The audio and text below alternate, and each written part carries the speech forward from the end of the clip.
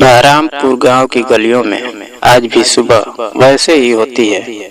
सूरज की हल्की हल्की किरणें मिट्टी से सनी दीवारों पर पड़ती है और हल्की हवा में गायों की घंटियों की आवाज खुलती जाती है। लेकिन इस गांव के एक कोने में पंचायत भवन के ठीक सामने एक टूटी फूटी बेंच पर बैठा था रामलाल। उम्र कोई 80 साल, आंखें धसी हुई, सफेद झुर्रियों से भरा चेहरा और कांपते हाथ। वो हर सुबह वहीं बैठता था, उम्मीद भरी निगाहों से सड़क की ओर देखता, जैसे कोई आने वाला हो। लेकिन 4 सालों से कोई नहीं आया था। उसका बेटा विक्रम। रामलाल ने कभी विक्रम से कोई उम्मीद नहीं रखी थी, बल्कि उसे तो सिर्फ प्यार दिया था। बचपन में उसकी माँ चल बसी, तब रामलाल ने खुद अपने बेटे की माँ बनकर परवरिश की। खेतों में हाथ तोड़ मेहनत करता, लेकिन शाम को विक्रम के लिए गुड़ और रोटी जरूर लाता। बाबा, मुझे बड़ा अफसर बनना है, विक्रम कहता। बन बेटा, तू अफसर बनेगा, मैं तेरे लिए आकाश भी तोड़ लाऊंगा। रामलाल हंसता। रामलाल ने खेत तक बेच दिया ताकि विक्रम शहर जाकर पढ़ सके। बेटे की पढ़ाई, रहन सहन, सब में कोई कमी नहीं छोड़ी। पत्नी के गहने तक गिरवी रख दिए थे। विक्रम IAS नहीं बन सका, लेकिन एक बड़े प्राइवेट बैंक में अफसर बन गया। शहर में बड़ी कोठी, गाड़ी और शान शौकत। शादी एक बड़े घराने की लड़की से हुई, जिसका नाम नेहा था।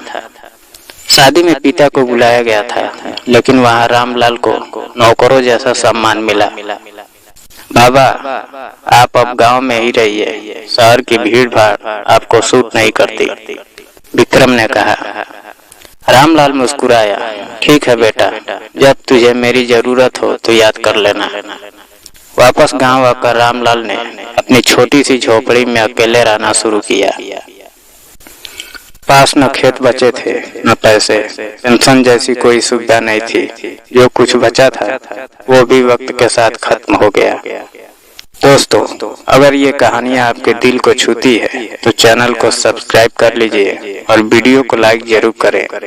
आपका एक छोटा सा साथ हमारे रिश्ते को और गहरा बना देगा और हर नई कहानी सबसे पहले आपके दिल तक पहुँचेगी। अब उसे गांव वालों की मदद से ही एक वक्त का खाना मिल पाता था। कभी किसी ने रोटी दे दी तो कभी सिर्फ पानी। हर रोज वो पंचायत भवन के सामने बैठता, एक उम्मीद में, शायद आज विक्रम आ जाए, मेरा बेटा मेरे लिए रोटी लेकर आ जाए, मेरी आंखों में देखे और कहे, बाबा चलो घर चलते हैं। एक दिन पंचायत भवन के सामने बैठा रामलाल बहुत कमजोर हो गया था। सुबह से कुछ खाया नहीं था। धूप चढ़ाई थी, लेकिन उसकी आंखें अब भी उसी सड़क को निहार रही थी। उसी समय एक छोटा लड़का, मुन्ना, जो गांव में सब्जी बेचता था, उसके पास आया। बाबा, ये आधी रोटी खा लो, माँ ने ज्यादा बना दी थी। रामलाल ने कांपते हाथों से रोटी ली। आंखें नम हो गई। बेटा, तू खुद खा ले, मैं तो अपने बेटे के लिए बैठा हूँ, पता नहीं कब आएगा। मुन्ना कुछ समझ नहीं पाया, पर उसके मासूम मन ने बाबा की आंखों में एक दर्द देख लिया।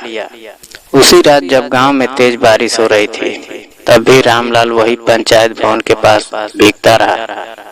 सबने कहा, बाबा अंदर आ जाओ, बारिश में क्यों बैठे हो? और रामलाल ने जवाब दिया, अगर आज विक्रम आ गया और मैं नहीं मिला तो?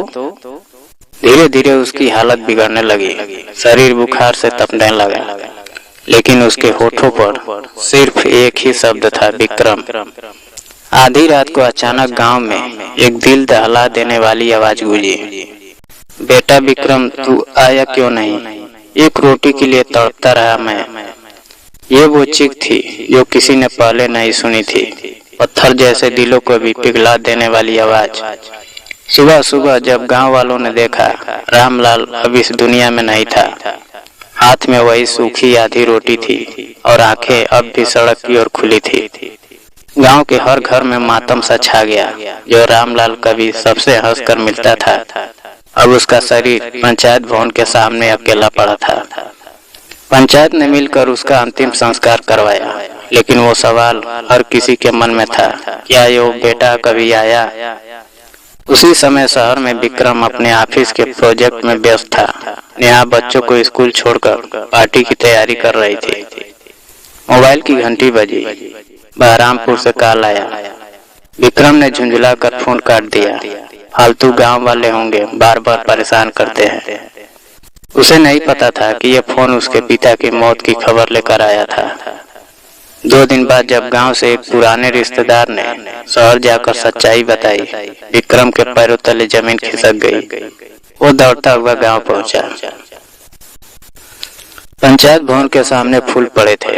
एक कोने में रामलाल की चप्पल और वो अधूरी रोटी अब भी रखी थी। बाबा माफ कर दो, मैं आया क्यों नहीं, माफ कर दो बाबा। एक रोटी के लिए तरसते रहे और मैं दुनिया के ऐशो आराम में खोया रहा। गांव वालों ने दूर खड़े होकर देखा। एक बेटा अपने बाप की कब्र से लिपट कर रो रहा था, लेकिन अब बहुत देर हो चुकी थी। उस दिन से विक्रम ने नौकरी छोड़ दी, कोठी गाड़ी सब दान कर दिया। गांव में एक रामलाल वृद्धाश्रम खोला, जहां वो खुद बुजुर्गों की सेवा करने लगा। हर रोज एक थाली में रोटी रखकर वो रामलाल की समाधि के पास बैठता और कहता, बाबा अब कोई और बाप आपके जैसा भूखा ना रहे। दोस्तों, अपने माता पिता को कभी अकेला मत छोड़ो। उनकी आंखों में सिर्फ 2 चीजें होती है, तुम्हारे लिए प्यार और उम्मीद। जब वो नहीं रहेंगे तब पछताने से कुछ नहीं होगा। एक रोटी की कीमत वो नहीं जानता जो पेट भर खा रहा है, और वो बूढ़ा बाप जानता है जो बेटे की एक रोटी के लिए तड़प कर दुनिया छोड़ गया।